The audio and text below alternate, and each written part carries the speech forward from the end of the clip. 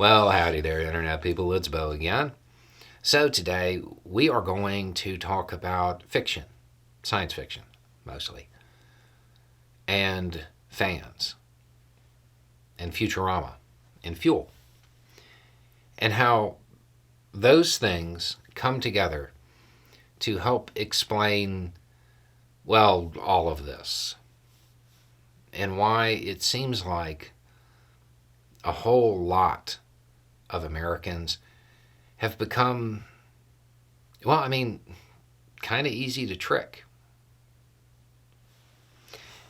In writing, in science fiction, and, any kind of fiction really, you're trying to create something. You're trying to create something called the suspension of disbelief, which is the willing avoidance of critical thinking. You want the person to get sucked into the story. And I would imagine that all fiction writers have an issue with this because they have to get certain things right. Because if they get them wrong, well, it kind of ruins the story. It's jarring. It pulls people out of that suspension of disbelief. Think about any movie or book that you have read or seen that deals with your profession or something you know a whole lot about. When they get something wrong, you notice it, right? And it pulls you out for a second and you realize it's a story. You're no longer engrossed. For science fiction writers, this is really hard because generally speaking, people who like science fiction, they know a lot about science. So if you get a scientific fact wrong, it pulls them out of the story. And not all writers are scientists. And it gets even harder because a lot of science fiction is, let's just call it speculative. It's on the edge of what we know. Right? And science changes. So your current understanding of something, by the time the book's published, new research may say that's not right, especially when you're talking about things on the fringe of science. Over the years, science fiction writers, they came up with different ways to deal with this.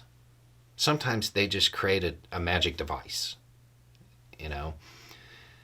the time travel. Rather than really trying to even explain how it happens, it just happens because of the flux capacitor, right? Another way to do it is blame it on some alien technology that is just so advanced, it seems like magic to us, right? So that's how they do it, because they don't want to get a scientific fact wrong. There's a show called Futurama. I've talked about it before, but if you don't know what it is, it's a science fiction cartoon. And in this cartoon, they use dark matter as fuel. And according to a story I recently heard, early on in the show's development, one of the voice actors asked one of the producers, did you come up with that? And the producer was like, yeah, I invented it before Einstein, or something like that. And then went on to say, we wanted to think of something which was not well understood, so that no matter what we said about it, people couldn't dispute it. They wanted to choose a fuel source that no matter what they said about it, people couldn't dispute it because it wasn't well understood.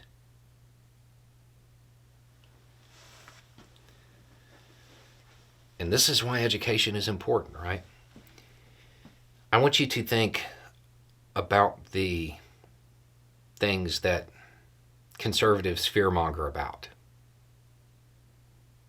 How the authoritarian right motivates people, scares them into submission. What do? They choose something that's not well understood. That way they can say whatever they want about it, and nobody can dispute it. At least not anybody in conservative circles. This is why you find conservatives attacking people on the fringes or ideas that aren't well understood yet. This is why it's easy to get them super upset about a new school curriculum, because they don't understand it.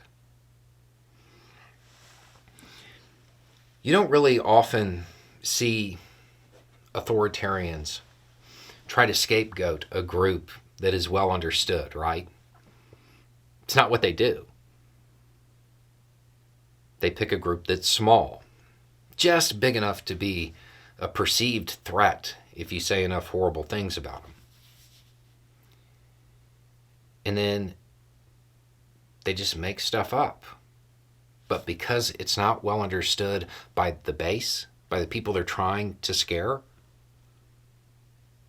nobody can dispute it. That's why the enemies that they choose, they're external, or they're such a small minority that most people never had any contact with them. Because if you had contact with them, well, they wouldn't be scary, because they wouldn't be unknown. It's amazing to think that it really is that simple. When you go through and you think about all of the different things that conservatives fearmonger about, it all hinges on their base, their audience, not understanding it, not being familiar with it. Because then, when they say something completely ridiculous, well, it still gets believed because nobody in that circle can dispute it, because they don't know anything about it. Ignorance really does lead to fear, especially if you have people motivated to keep people afraid. Because people who are scared, well, they want safety. They want somebody to tell them it'll be like the good old days. It'll be like it used to be. Nothing will ever change. And if you scare them enough, well, they will give up pretty much everything to not be scared anymore.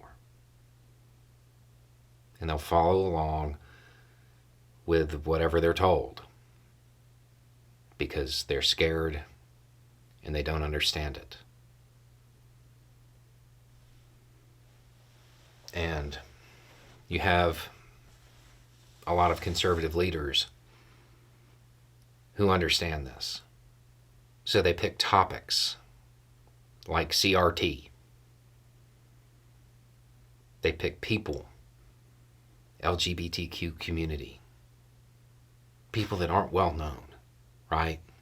They don't have a lot of contact with conservative circles, at least not that they know of. So it's easy to fearmonger about them. The irony is that, generally speaking, science fiction, it's about getting rid of fear. It's about looking ahead, not behind. It's not about wanting things to stay the same.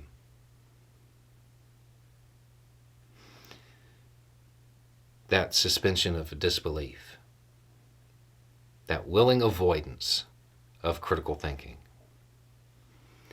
it can be used to help people see the future and what could exist.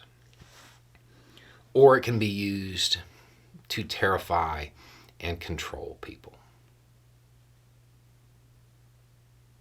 All by talking about something that isn't well understood.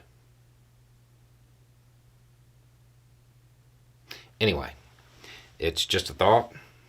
Y'all have a good day.